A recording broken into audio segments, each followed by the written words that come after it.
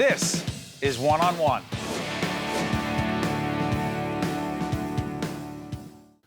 We are now joined by Dr. Adam Jarrett, Executive Vice President for Medical Affairs, Chief Medical Officer at Holy Name Medical Center. Can we talk Zika virus? Absolutely. You know the subject well. By the way, named after this is Zika forest? In Uganda. In Uganda. First case, 1952? I think that's correct. See, I know that, but that's all I know. Right. The question is, what is it, and do you believe people are overreacting? It's concerning. I do think people can overreact if they're not being careful. What is it? So it's a flavivirus. It's a virus, the same virus that causes dengue fever, or a similar virus that causes dengue fever, yellow fever, and chikungunya. It's been around since the 1950s. It's been endemic in some of the countries, particularly in Africa and the Pacific Islands, but more recently it's become epidemic in Mexico, areas in South America, Central America, and the Caribbean. The virus in of itself is a self-limited virus, so if you get infected with the virus, you'll have low-grade fever, aches and pains, headache, conjunctivitis, red eyes, and it's self-limited. It typically goes away in 1 to 2 weeks. The likelihood of significant complications for an individual is very low. It only needs to be treated with symptomatic measures such as Tylenol. The concern is the impact on pregnant women. Let's talk about that. Okay. As we do this program, and we're taping in June, we'll date ourselves, but it's still important information. Savannah Guthrie over at the Today Show and other women who are very prominent. Savannah Guthrie decided that she would not be going to Brazil. And listen, we don't know what's going to be happening with the Olympics, but she decided she would not go over there. She's pregnant as we speak. Do you understand that decision? Well, it is the CDC guideline and recommendation, and I think it's actually a smart decision. We just don't know the likelihood of a Zika infection causing a congenital malformation. It might be low, it might be high. We don't have enough information for the baby. And that is called what?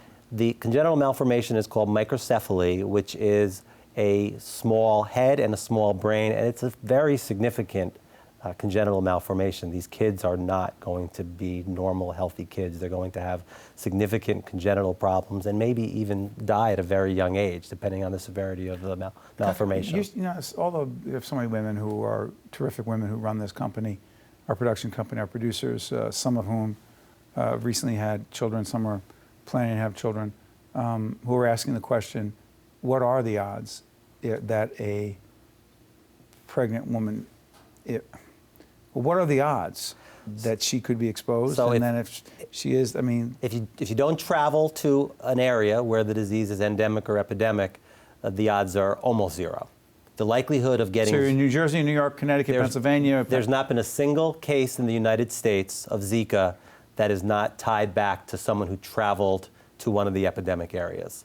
So if you're in this country, the likelihood of getting a Zika infection is extremely low.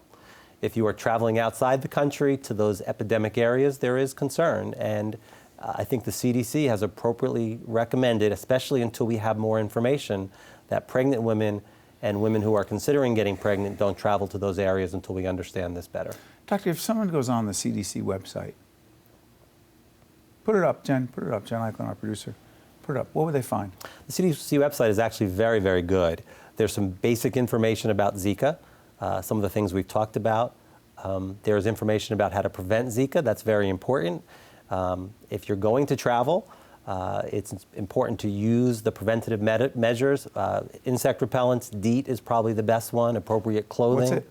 DEET, D-E-E-T. Go ahead. Other types of insect repellent. DEET is the common, the active chemical in most of the over-the-counter insect repellents that you can buy. Using protective clothing, using netting at night if you're in an area where you may be exposed to the virus. That information is on the CDC website.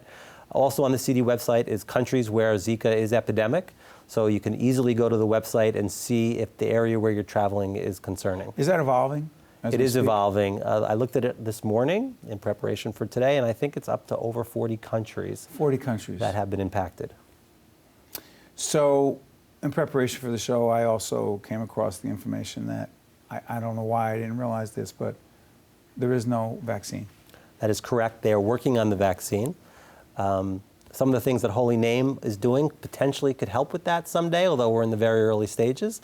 I think, as you're aware, we have a sister hospital in Malo, Haiti. Yes. Haiti, an area where Zika is epidemic, which is a concern for the people of Haiti, and our hospital is helping those people to try to do what needs to be done to help them understand the disease and try to prevent infections and prevent the microcephaly. We actually have a relationship with a lab in Galveston, Texas, that's an affiliated CDC lab, and every patient who comes into our hospital who has fever is going to have blood work that's shipped up to that Galveston lab, so we can run tests on it for Zika and run tests for other flaviviruses, dengue, chikungunya, et cetera. And we can try to tie that back to how the patients in Haiti do, and to try to answer some of your questions about, if you have the virus, what's the likelihood that a pregnancy will relate to microcephaly? Before I let you out here, Doctor, I just want to be clear on something. Can the Zika virus be transmitted sexually? It can. It was recently discovered that Zika is present in male semen, and it actually is present in male semen for longer periods than it's present in the blood. Again, we don't know how long today, but if you're going to be sexually active and you're concerned that your partner has Zika, you need to be aware of that and be very careful. Wow. Important information. Yes. Some other things that Holy Name is doing to get that information out. We have a relationship with the city of West New York in Hudson County, something called Familia y Salud.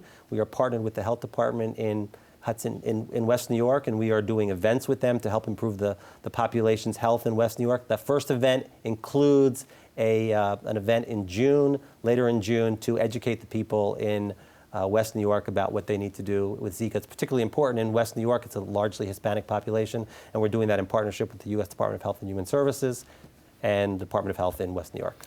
Dr. Adam Jarrett, Executive Vice President for Medical Affairs and Chief Medical Officer at Holy Name Medical Center. Dr. Jarrett, thank you so much. Thank you. Stay with us. We'll be right back right after this. One-on-One with Steve Adubato has been a production of the Caucus Educational Corporation, celebrating over 25 years of broadcast excellence. Funding for this edition of One-on-One with Steve Adubato has been provided by Investors Bank, the New Jersey Education Association, Verizon, Qualcare Inc., Johnson & Johnson, ShopRite Supermarkets, and by the New Jersey Office of the Insurance Fraud Prosecutor. Transportation provided by Airbrook Limousine, serving the metropolitan New York, New Jersey area.